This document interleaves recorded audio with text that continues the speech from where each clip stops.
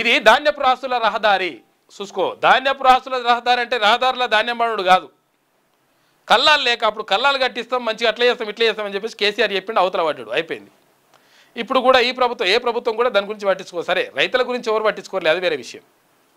తినడానికి రైతు కావాలి కానీ, రైతు పండించినటువంటి పంట కావాలి కానీ, రైతులకు కష్టం వస్తే రైతులకు నష్టం వస్తే పూర్తి స్థాయిలో మేము ఉన్నాననేటువంటి భరోసా ఇవ్వనటువంటి పరిస్థితి కనిపిస్తూ ఉంది.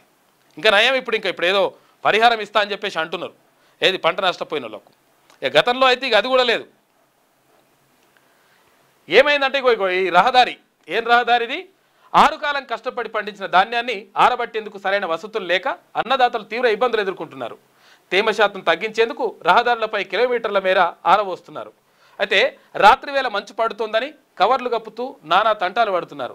జనగామ జిల్లా పాలకుర్తి మండల కేంద్రంలో కిలోమీటర్ల మేర రహదారికి ఇరువైపులా ఇలా ధాన్యపు రాశులు దర్శనమిస్తాయి.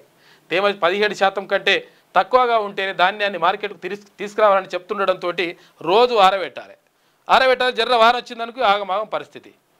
ఈ 17% కాదు 20% ఉన్నా కొంటా అని చెప్పేసి అనరు అట్లా. ఎందుకంటే లాభాలు రావాలి, తర్వాత ఇవన్నీ ఉండాలి, రైతులు నష్టపోయినా పర్లేదు అన్నట్టు ఉంటుంది అన్నట్టు లెక్క.